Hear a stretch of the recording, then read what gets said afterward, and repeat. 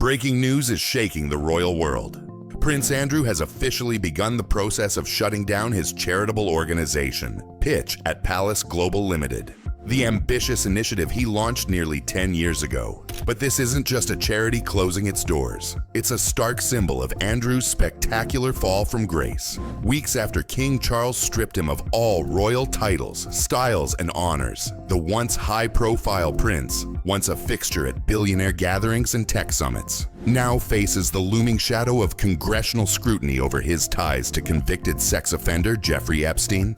What was once a flourishing venture, claiming to create thousands of jobs, has dwindled to a mere £10,000 in the bank, a dramatic collapse, and a harsh reminder: no title, no influence, and no wealth can shield him from the consequences of his actions. Andrew Mountbatten Windsor has officially filed to dissolve Pitch at Palace Global Limited, the entrepreneurial platform he launched in 2014. The paperwork, signed by Arthur Lancaster, the company's sole director, not Andrew himself. A telling detail, highlighting just how far the former prince has fallen from influence and responsibility. The venture was once ambitious, designed to connect startup founders with investors, mentors, and industry leaders. Andrew proudly claimed it had created 3,000 jobs. He used this as proof of his relevance, a justification for his role as a working royal, and a display of value to the monarchy. Royal Lodge in Windsor, long listed as Andrew's main residence, suggested he still wielded influence over the charity. But even that sanctuary is now under scrutiny as he faces the prospect of leaving the property. Once his pride, his showcase, Pitch at Palace has crumbled.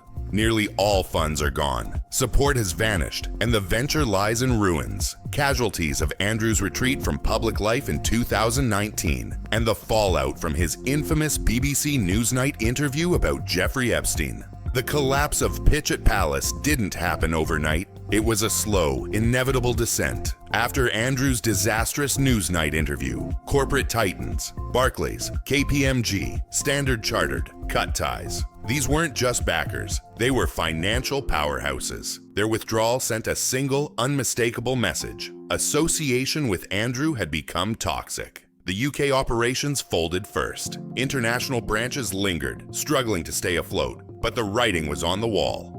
By March, financial records revealed a devastating truth. The charity held just £10,965. Just 12 months earlier, it had boasted £220,990. Over £200,000 vanished in a single year. A collapse that was sudden, total, and merciless. The reputation of Pitch at Palace lay in ruins. Scandals had scorched its credibility, and Andrew could no longer attract support. In the harsh light of public scrutiny, privilege and influence proved fleeting. Trust lost, and with it, the empire he had once claimed to build. As if the financial collapse wasn't enough, Pitch at Palace was hit by another storm. Yang Tonghua, a founding partner of the charity's China branch, and reportedly a close associate of Andrew, was exposed as an alleged spy. The UK Home Office swiftly banned him from entering the country.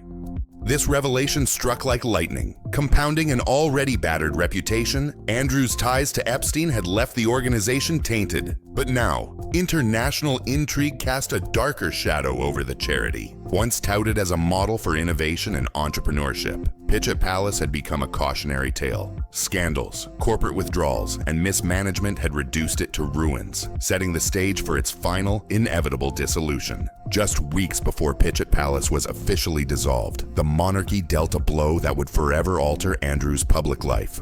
On October 30th, King Charles formally stripped him of all royal titles, styles, and honors. Once known and addressed around the world as His Royal Highness and the Duke of York, Andrew Mountbatten Windsor was reduced to a private citizen, stripped of the privileges, protections, and prominence his position had once guaranteed. This wasn't mere symbolism, it was a decisive public declaration. Andrew's chapter as a working royal was over. The roles he had held, the charitable initiatives he had championed, and the authority he wielded within the royal framework were now gone. Without the crown's backing, the charity he had nurtured for nearly a decade lost its most vital lifeline. Pitch at Palace Global Limited, once his showcase of entrepreneurial influence, faced the inevitable end. The weight of this moment cannot be overstated. Andrew's carefully cultivated identity, decorated veteran, public philanthropist, and royal representative, had evaporated almost overnight. He was now isolated, vulnerable, and fully exposed to scrutiny, both from the public and the media. The closure of his charity became more than a business decision. It was a symbol of how quickly privilege and influence can unravel when the foundations of trust, reputation, and royal sanction collapse.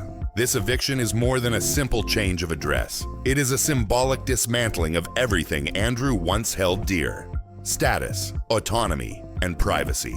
Royal Lodge, once a stage for his influence, now becomes a monument to a legacy undone. A reminder that privilege, when unaccompanied by accountability, can vanish almost overnight. The move marks the ultimate fall from grace, a dramatic reversal that leaves the former Duke exposed, isolated, and stripped of the trappings of power he once took for granted. Prince Andrew, once a working royal, a decorated military officer, and the father of Princesses Beatrice and Eugenie, now faces a life stripped of every privilege he once enjoyed. Titles, public roles, homes, and even his charity, Pitch at Palace Global Limited, are gone. He is now a private citizen, living under intense scrutiny and public judgment. The charity that once served as a flagship initiative, boasting thousands of jobs and connecting innovators with investors, has been dissolved. Corporate partners abandoned him, finances evaporated, and a series of scandals,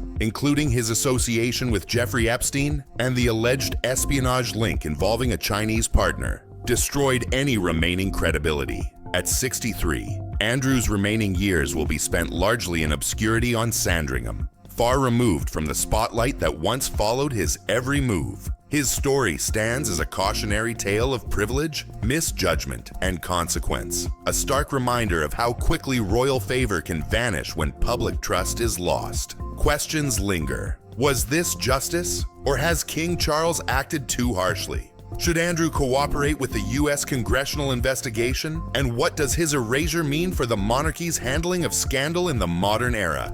This marks the final chapter of Andrew Mountbatten Windsor's public life, a complete fall from royal prominence to quiet isolation, leaving behind a legacy forever intertwined with controversy and caution.